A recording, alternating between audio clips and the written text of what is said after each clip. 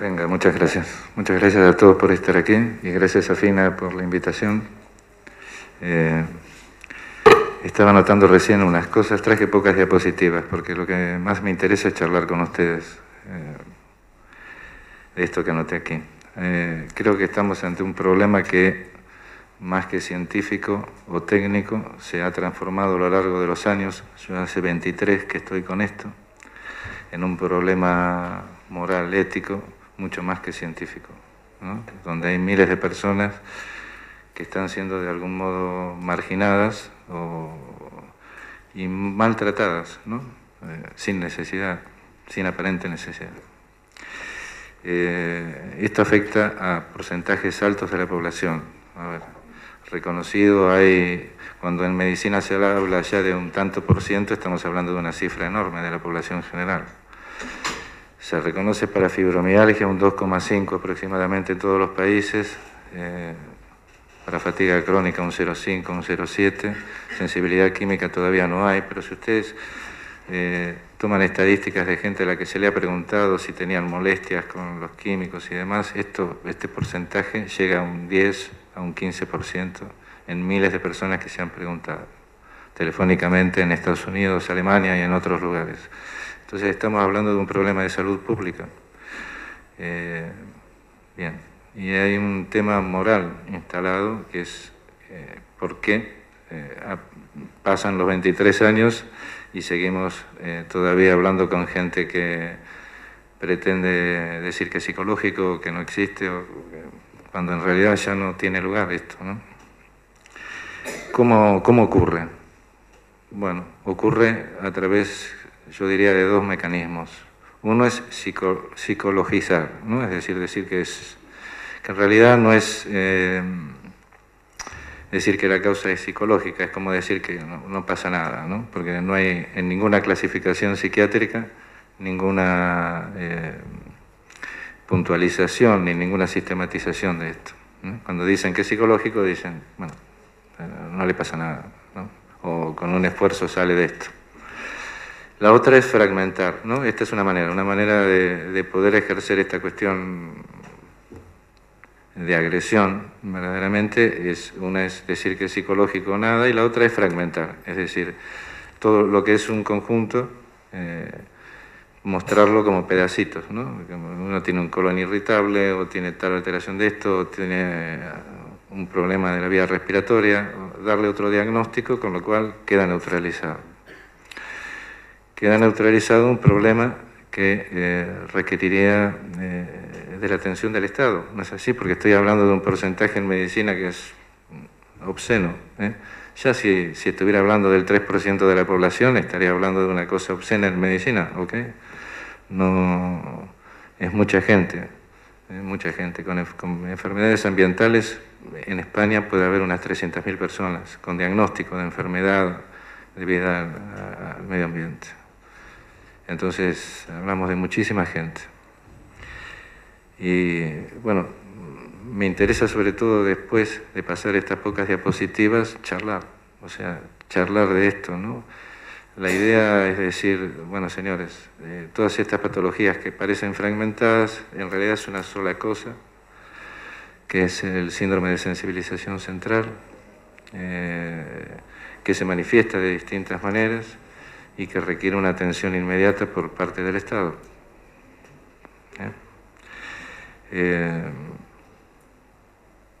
Bien.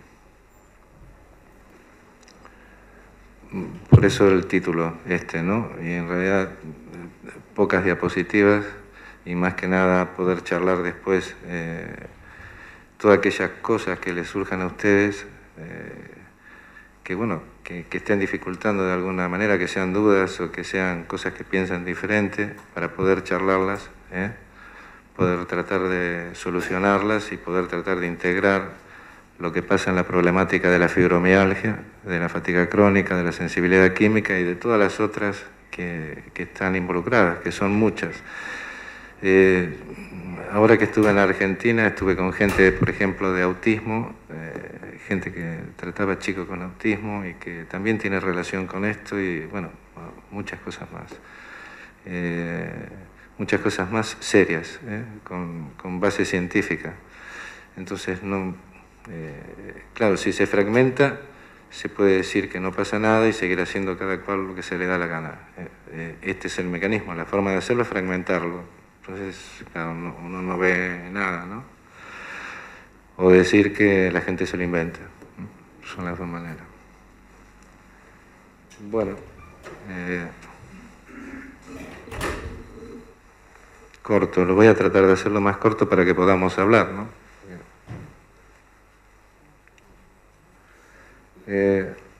Todos nos veníamos dando cuenta que la fatiga crónica, la fibromialgia y la sensibilidad química se daban en casi todos los pacientes, ¿no? Que empezaban por una punta y terminaban teniendo los síntomas de la otra. En el 2007, este doctor en Estados Unidos agarró todo un equipo de gente, empezó a hacer revisión de trabajos científicos y demás, y encontró evidencia para poder fundamentar que en una serie de patologías que ahora les voy a mostrar existía un cambio de excitabilidad en ciertas áreas del sistema nervioso central. Entonces nos dio a todos un nombre común. Los que veníamos en esto ya lo veníamos sintiendo, que había algo ahí que era lo mismo, pero todavía no había un nombre. Este doctor Yunus saca pruebas de la literatura científica y fundamenta que en todos los pacientes existe un cambio en la excitabilidad de ciertas áreas del sistema nervioso central. No habla del sistema inmunológico, pero también existen, se los adelanto, digamos. También existen cosas que tienen que ver con la activación inmunológica, con la dirección, con la primera línea de defensa. Existen otras cosas y ahora vamos a charlar un poquito de eso. Pero nos dio un nombre, ¿no? Un nombre y una unificación para poder hablar a nivel internacional. Básicamente, lo que pasa es que en ciertas áreas del cerebro antiguo, filogenéticamente, evolutivamente antiguo, ocurre este cambio de excitabilidad, que es por los químicos, por la influencia cortical, del estrés físico o emocional y por las infecciones, sea actuando directamente o a través del sistema inmunológico. Cuando esto se altera, aparece la disfunción de las vías regulatorias del sistema nervioso y todo lo que controla el sistema nervioso empieza a tener distintas alteraciones. Bien. Generalmente cuando uno habla con la gente, ocurre una conjunción de las tres cosas, salvo casos especiales donde hay una intoxicación o hay una epidemia de virus de Epstein-Barr, hay casos especiales donde se ingresa por una de estas vías, pero lo común es que se junten, porque siempre actúan juntas, y en un momento dado, en una persona dada, produzcan este cambio de excitabilidad, este cambio de dinámica en el sistema nervioso, en el sistema inmune y la aparición de la enfermedad.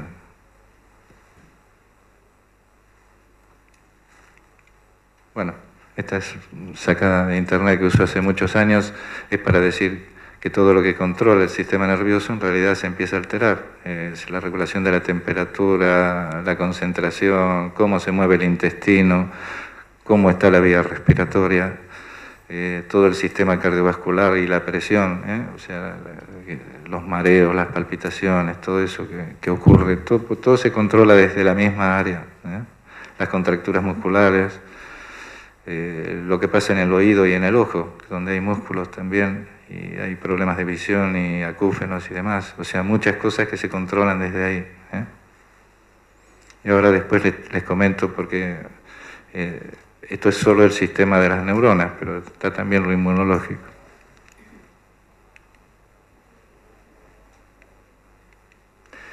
Bueno, claro, hay que pensar el cerebro de una manera distinta. O sea, piensen que las neuronas captan todo lo que es luz, calor, sonido. Los estímulos físicos son captados por las neuronas, ¿sí? Pero lo que es químico, las neuronas no distinguen nada. Es decir, si una molécula es así o de otra manera, las neuronas son incapaces de discriminarlo. Todo eso lo percibe, lo procesa y responde el sistema inmunológico.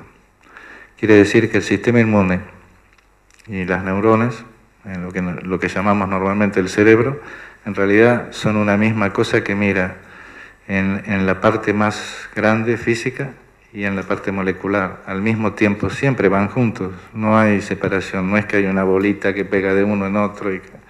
Esas son explicaciones que damos de partes de caminos que vamos encontrando a nivel científico, pero en realidad van siempre juntos. Son la misma cosa y una mira a nivel molecular y la otra mira a nivel de la parte física.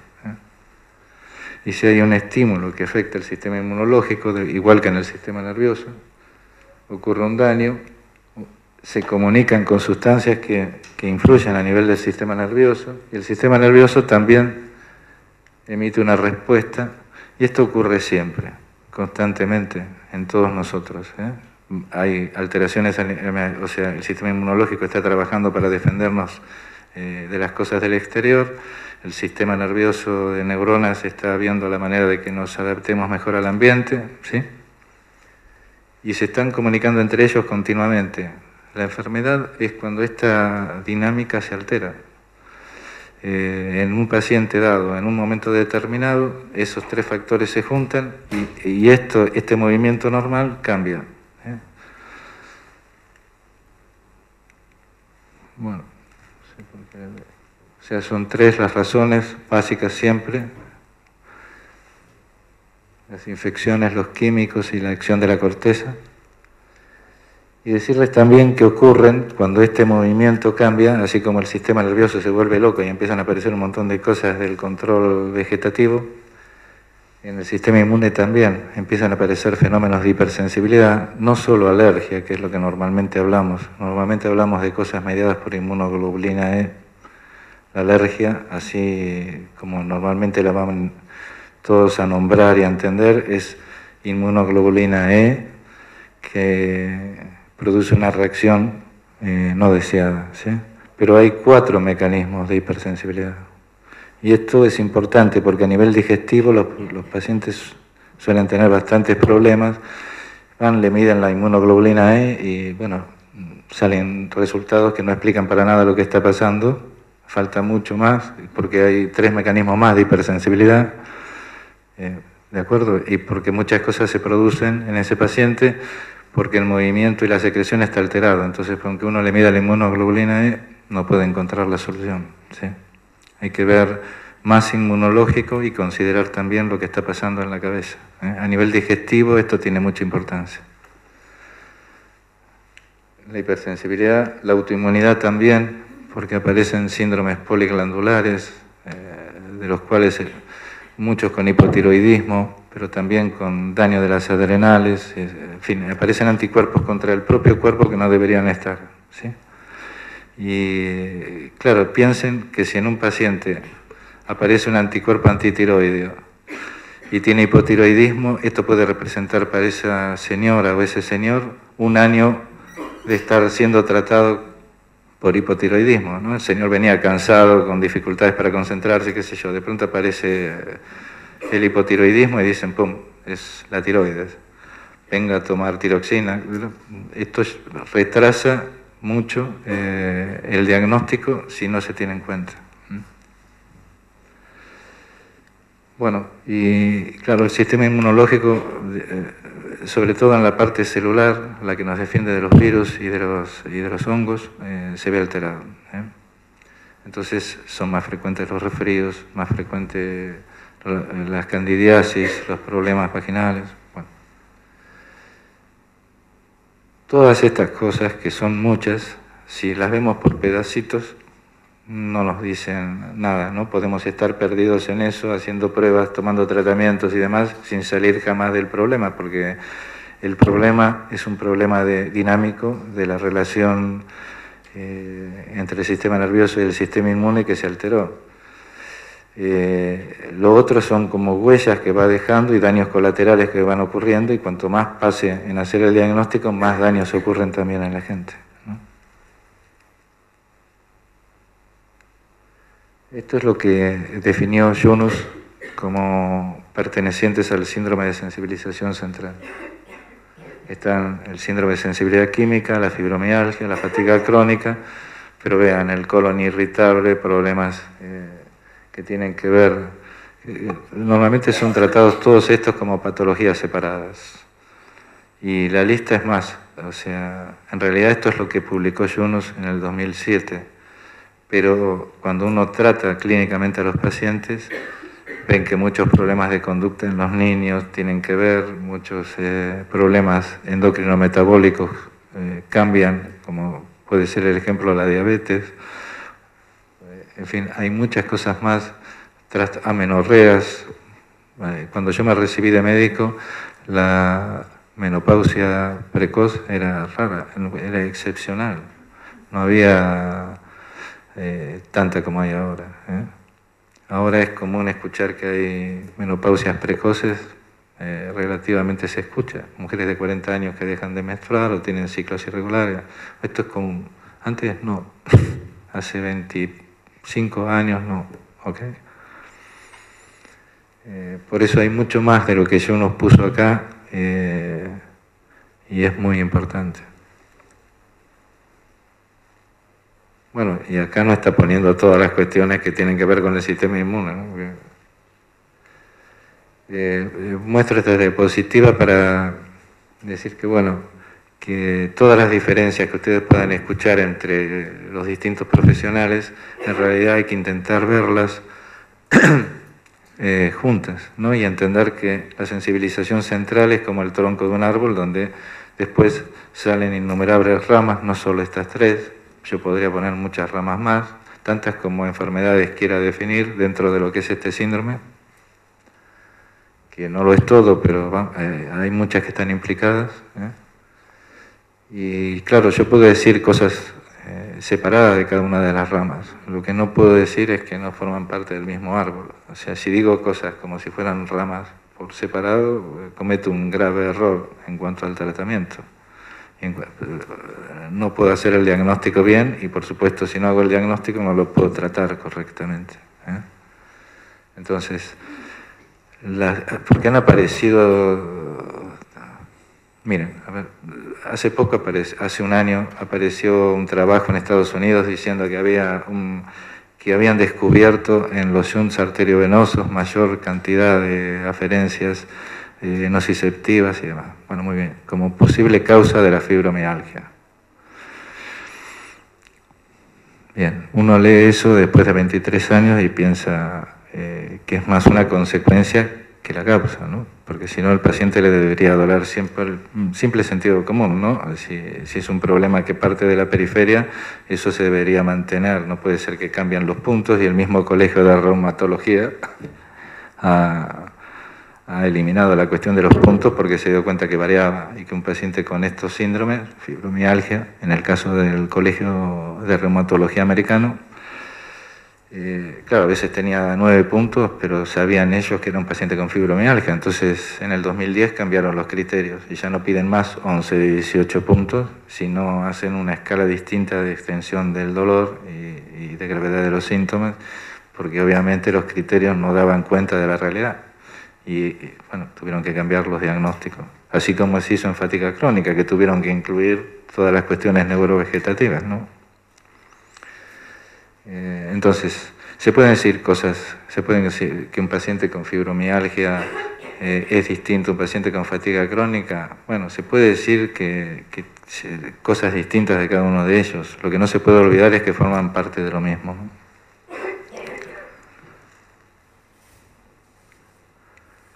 Piensen que todos los síntomas están en todos. Verdaderamente, si ustedes analizan los síntomas de la fibromialgia, los síntomas del síndrome de fatiga crónica, de la sensibilidad química, y les diría de las otras que quedarían incluidas en la sensibilización central, van a ver que en mayor o menor medida todos tienen todos estos síntomas. Nada más que en unos predomina el dolor, en otro predomina el quiebre energético, y en el otro predomina la parte neurovegetativa, pero en realidad todos tienen todos los síntomas.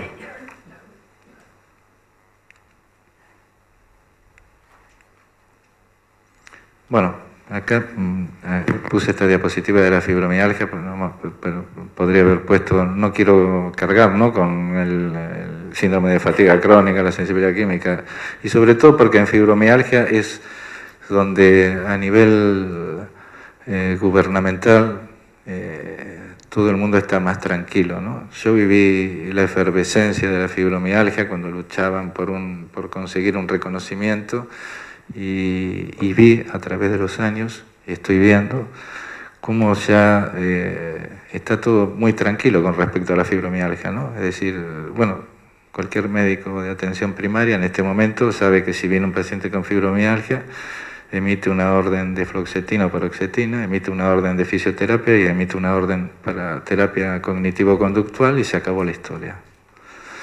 Se ha neutralizado una problemática compleja como esta, o sea, se luchó por el reconocimiento, hasta que dijeron, sí, fenómeno, lo reconocemos, está reconocido. Está reconocido, pero está neutralizado, me explico, ¿no? O sea, se reconoció la enfermedad, pero al quitarle la complejidad que tiene, se le hizo light, en el sentido de que hoy ningún compañero, si llega un paciente con fibromialgia, dice que no. Si llega con sensibilidad química, eso puede pasar cualquier cosa, pero bueno, con fibromialgia ya no, ¿ok? Dice, sí, como no, fibromialgia, código tal, hace 3 clics y se acabó el problema, ¿no? Cuando en realidad forma parte de un síndrome de sensibilización central y esto requiere un acompañamiento de todo el equipo, verdaderamente son muchas horas, requiere el acompañamiento de todo el equipo para que el paciente pueda salir de esa problemática. Y de hecho lo que ocurre es que los que hacen los seguimientos no son los médicos, ¿ok? Normalmente es el psicólogo para ayudar a que se adapte el paciente a la enfermedad. Fue otra frase que ya vengo escuchando hace un montón de tiempo, que se adapte a la enfermedad, que me parece bien, bueno, siempre me pareció bien adaptarse, ¿no? Pero cuando uno tiene un problema, adaptarse, pero si queda ahí, ¿no? ¿Ok? Si queda ahí, no, porque es como, finalmente son los únicos que verdaderamente siguen un poco al paciente, la verdad es así, pero es que no es desde ese lugar, tenemos que ser todos juntos, porque hay cuestiones orgánicas muy potentes que ocurren en un paciente con síndrome de sensibilización central que requiere de todos los profesionales, requiere del psicólogo, pero también requiere del médico para ver toda la parte orgánica y fisiológica que está ocurriendo, y requiere del asistente social para que pueda implementar el paciente los cambios que tiene que hacer, y requiere de todo el mundo, o sea, requiere muchas horas y estos enfoques puestos de manera tal de ayudarlo a salir, continuamente acompañándolo, porque a veces se traba. La idea es sencilla, pero la manifestación es compleja, porque hay, verdaderamente hay mucha complejidad. No complicación, se complica cuando no se comprende, me explico, ¿no? O sea, complejidad no significa complicación. Se transforma en complicación si no lo conceptualizo bien. Hay pruebas de que de hace mucho tiempo que la fibromialgia tiene alteraciones a nivel del sistema nervioso y que tiene una base fisiológica. Bien. En todos los, bueno, si consideramos el conjunto, pues ahí podemos comprender la evolución de la enfermedad. Básicamente todas las personas con sensibilización central, cuando uno las escucha, dicen, recuerdan una parte donde se sentían bien, recuerdan un periodo, porque claro, uno le dice, bueno, ¿usted cuándo empezó con esto? Pues empiezan a pensar, ¿no? ¿Cuándo fue la última vez que se sintió bien? Tal. Ahí se establece un punto. Y después hay un periodo de años donde todos empiezan a tener síntomas, pero todavía no se sienten quebrados, ¿no? No se sienten todavía y no vienen a mi consulta. Vienen a mi consulta, vienen aquí. Cuando ya hay un quiebre, ¿no? Aquí van al médico de atención primaria, a su médico de cabecera. Empiezan los síntomas, empiezan a aparecer y todavía no hubo un quiebre. Y hay un punto donde hay un quiebre. Casi, bueno, todos. Digo casi porque para dejar un lugar a la duda, pero en realidad todos los pacientes me dicen lo mismo. Miles de pacientes ya, ¿ok? periodo de años donde acá se puede actuar sin que ocurra este quiebre de aquí, ¿ok? Que es por el que me vienen a consultar a mí. Les cuesta trabajo recordar esto, porque, bueno, primero hay que establecer el punto donde se sentían bien, después que los síntomas no están sistematizados, y a partir de aquí sí tienen un síndrome de sensibilización central, sea con fatiga crónica, fibromialgia o lo que fuera, ¿no? Y sobre todo tienen un quiebre energético, un quiebre de esa dinámica. Pero entonces aquí es un periodo muy importante para que los médicos de primera línea de atención puedan evitar que ocurra este quiebre, ¿no? Es aquí, estos años, importante que haya conciencia de lo que está pasando para que enseguida, como me pasa ahora a mí, que después de tratar esto, por ahí veo ya un paciente en Argentina, estuve hace poco y entré, bueno, tengo miles de anécdotas, qué sé yo, pero yo ya lo veo cuando, con 2 o 3 cosas que pasan. Eso tiene que estar en la primera línea de atención, de manera tal de evitar que ocurra el quiebre.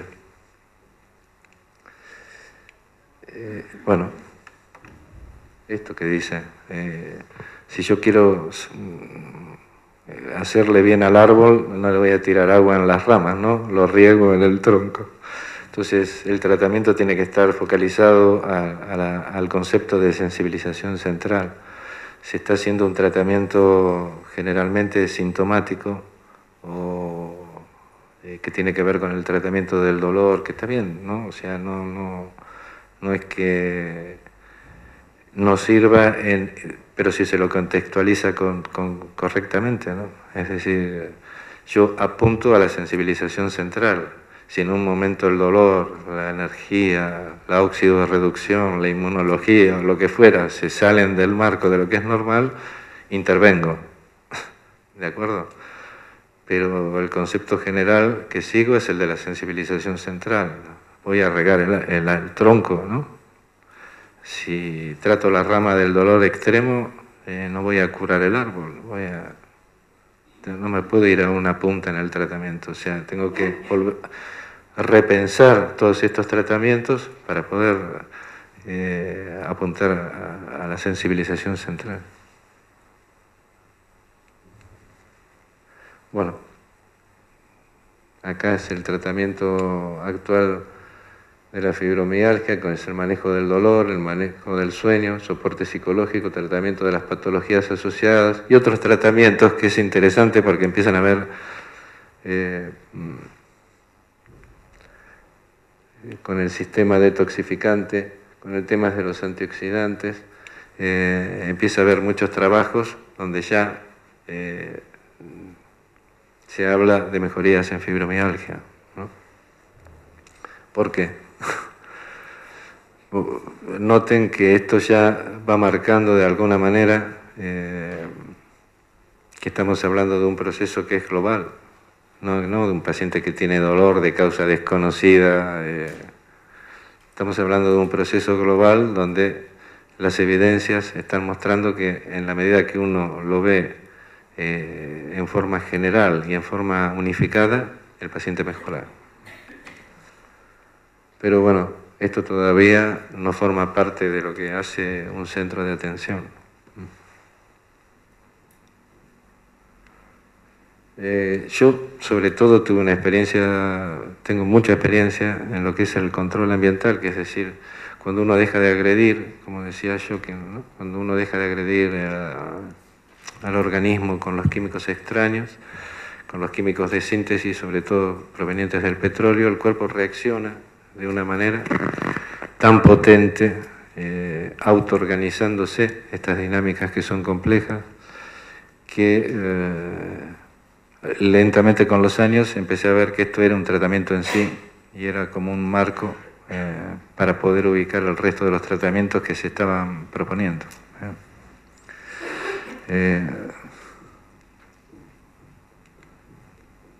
Miren, esto es una...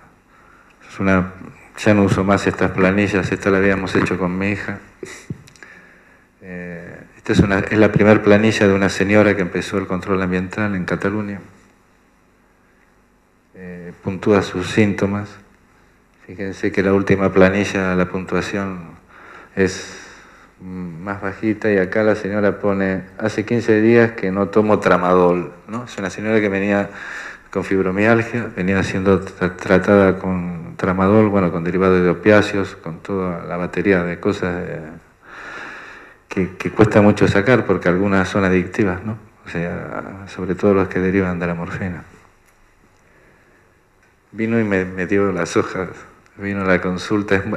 A veces es difícil tener todos los meses registrados, ¿no? La gente no registra, qué sé yo. Esta señora vino y me la dio así, ¿no? En la mano, y yo pude hacer este gráfico, que es lo que ocurre con la gente cuando hace el control ambiental, así que lo uso siempre. Pero tengo ahora ya muchos de estos, ¿sí? La gente baja, vean que va para abajo, los saltos, ¿eh? Pum, pum, pum. A veces está peor, a veces está mejor, pero va bajando y en un momento determinado cae a cero. ¿Lo ven? Estos son casi 6 meses de tratamiento. Si ustedes pensaran en la influencia cortical, las infecciones y los químicos como 3 personas que me tiran a mí al suelo, piensen que una vez que me tiraron esas 3 personas al suelo, no hace falta tanto para que yo no me levante nunca. Con una persona que pasa y me dé un pequeño empujoncito, yo no me puedo levantar, ¿okay? Y me pueden tener así años, años. Y no, o sea, lo que nos enfermó es distinto, o no necesariamente es lo mismo que lo que evita que nos pongamos bien, ¿de acuerdo? El cuerpo tiene en sí la capacidad de mejorar si se lo deja de agredir. Entonces, el control ambiental es eso, ni más ni menos que eso, es quitar la agresión a través de lo que comemos, que es mucho de nuestro contacto con el exterior, ¿no? En el tubo digestivo hay más de las 3/4 partes de nuestro contacto con el exterior. Eso sería una cosa interesante después de charlar si hay tiempo, pero dentro, el exterior se continúa por nuestra boca y sale por el ano, ¿no es así? Y en ese espacio de contacto es más de las 3/4 partes del contacto del cuerpo con el exterior. Entonces, lo que ingerimos es muy importante. Ahí la piel sería una pequeña cosita, el sistema respiratorio otro poquito, y después todo lo demás es tubo digestivo, ¿sí? Eso, si quieren, después lo charlamos.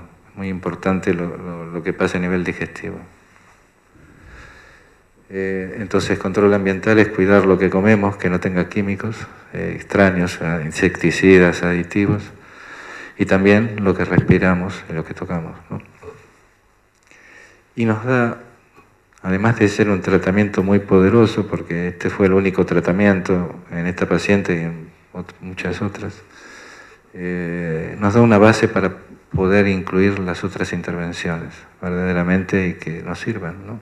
Claro, que son importantes. Hay cosas de la alimentación que seguramente Maya dirá, o incluso intervenciones clásicas que se pueden hacer, pero teniendo cuidado, ¿no?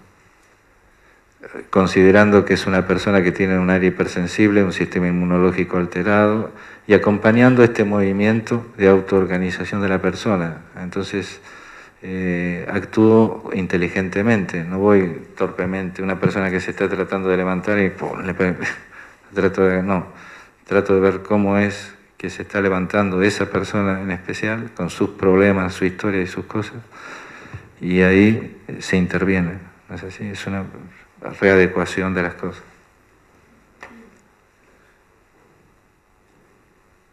Bueno, la causa de la enfermedad no tiene por qué ser la misma que la causa que evita la recuperación, ¿sí? Cuando uno escucha a la gente, finalmente, no al principio, pero después de escucharla, se llega a la conclusión de qué es lo que la enfermó, ¿no? Más o menos se puede establecer eso, pero en esa persona lo que más importa es ver lo que está impidiendo hoy en día que evite que se recupere, para que se pueda mejorar, ¿ok? interesa saber cómo se enfermó, pero me interesa más saber qué es lo que está impidiendo que esa persona se recupere.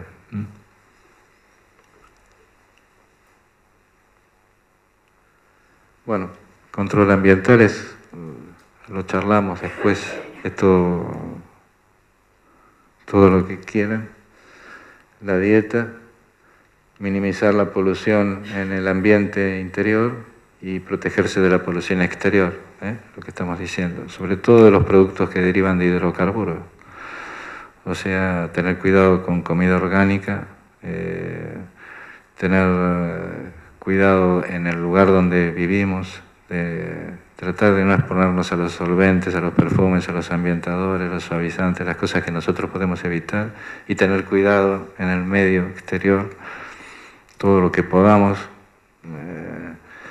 de que, bueno, no estar expuesto a fumigaciones, tratar de no estar cerca de fábricas, utilizar la mascarilla, no se puede estar con mascarilla todo el tiempo, pero bueno, hacer un uso inteligente de barreras con protección de carbono activo. Y bueno, se podría hablar muchas horas de esto, pero eso si quieren lo charlamos después.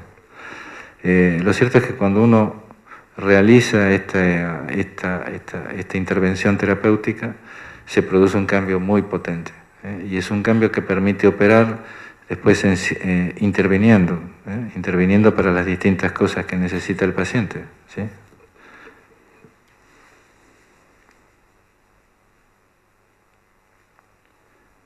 Bueno, recontextualizar los tratamientos que venimos usando. No es una cuestión, no es un partido de fútbol de dos equipos, es decir, no hay que usar nada o hay que hacer, no. Verdaderamente hay muchas cosas que hacen muy bien a la gente, que tienen que ver con los mecanismos de detoxificación, de óxido de reducción, con nutrientes, bueno, y problemas que pueden tener las personas que requieren intervenciones terapéuticas clásicas o de otras disciplinas, ¿sí? Entonces no es un partido de fútbol que digo, bueno, no hay que hacer nada o sí hay que hacer todo, no, hay que inteligentemente y de acuerdo a este movimiento de autoorganización de la gente poder intervenir para que le sirva a esa persona determinada. Porque alguien puede tener un problema, ahí sí que no son, cada uno es distinto, no hay dos tratamientos iguales, ¿ok? Es igual el concepto general en todos, pero después no hay dos tratamientos que sean iguales, porque cada persona tiene un tratamiento especial.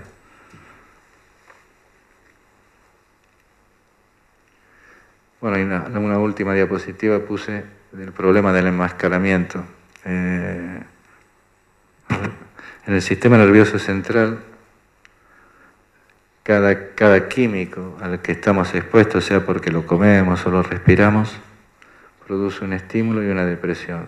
Y este bajón no se nota porque empieza otro estímulo. Es decir, yo me levanto a la mañana, me tomo un café con leche y cuando empieza el bajón, bueno, me como una galletita con colorantes y después salgo y me respiro todos los cosméticos de la gente con la que viajo al trabajo, y así se va produciendo lo que se llama el enmascaramiento. Son curvas complejas verdaderamente, ¿no? O sea, pero ¿qué es lo que producen? Producen que al final no haya una relación clara entre la causa y el efecto, es decir, la persona empieza con dolor de cabeza y para ella no hay un desencadenante. Sube un taxi, huele a lavanda y le gusta, no le molesta. Tiene la mala suerte de que le gusta el olor a lavanda y no le hace mal, porque si no se haría el diagnóstico muy fácil. Pero empieza con dolor de cabeza a los 10 minutos y lo toma como parte de su cuadro de fibromialgia de causa desconocida y esta enfermedad loca, ¿no? Y no establece una relación de causa-efecto porque hay un fenómeno de enmascaramiento. Por debajo pasan un montón de cosas. A ver, se siente cansada, le duelen los músculos una vez uno, otra vez otro, tiene problemas digestivos, le falta el aire, ve mal, siente ruido, pasan mil cosas.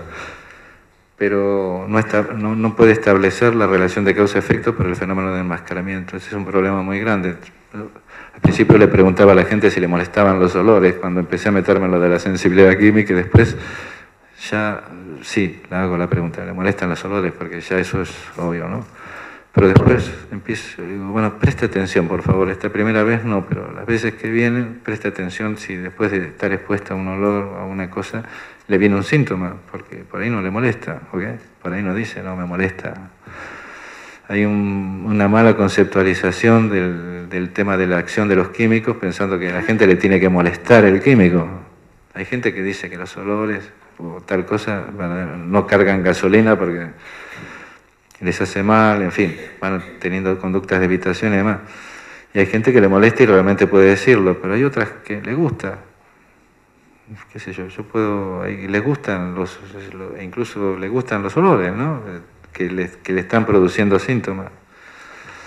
Y de hecho, una sola paciente una vez llegó a mi consulta y olía perfume, ¿no? Entonces empezó ella la consulta hablándome de sensibilidad química a mí, y yo olía pachuli, que es un perfume que conocía de antes. Yo digo, pero señora, usted me está... sabía el nombre del perfume también. Digo, señora, usted me está hablando de sensibilidad química y huele a pachuli, ¿no? Entonces sacó un pañuelo del bolsillo que había mojado en perfume y dice, sí, cuando me siento mal me pongo así y respiro, ¿no? Interesante, no me pasó nunca antes ni nunca después, pero la señora había encontrado en el mecanismo de enmascaramiento que era, intuitivamente se había dado cuenta de que era común colocarse con droga, ¿ok? Y cuando se sentía mal, tenía el pañuelo mojado en perfume y lo respiraba y seguía tirando, ¿no? Claro, venía a consultarme a mí por cansancio, dolores musculares, todo lo demás. Pero verdaderamente ella intuitivamente, bueno, utilizaba el enmascaramiento para seguir funcionando, ¿no? Pero el quiebre energético ocurre igual, porque es un sistema complejo que va, o sea, se va deteriorando, ¿no? Este es un gran problema y realmente que requiere estar con la gente y decirle, bueno, presta atención. Por ahí en la primera consulta la persona contesta que no, lo normal. Si me dice, no, qué sé yo, no me doy cuenta porque ya está acostumbrada, tiene sus cosas. Bueno, preste atención y acompañarla, ¿no? Para que empiece a ver, establecer estas relaciones de causa-efecto que son tan difíciles de establecer. Es un trabajo que hay que hacer juntos, que de muchas horas, y por eso, bueno, y para evitar el quiebre energético es que debería estar aquí, ¿ok? O sea, con un equipo de gente que lo pueda hacer bien y que agarre a todas aquellas personas, que son miles de personas, antes de que se quiebran, ¿no? Antes de que empiecen con la enfermedad. Bueno, nada más, charlar, lo que ustedes quieran charlar ahora de estas cosas. ¿Sí? Muchas gracias.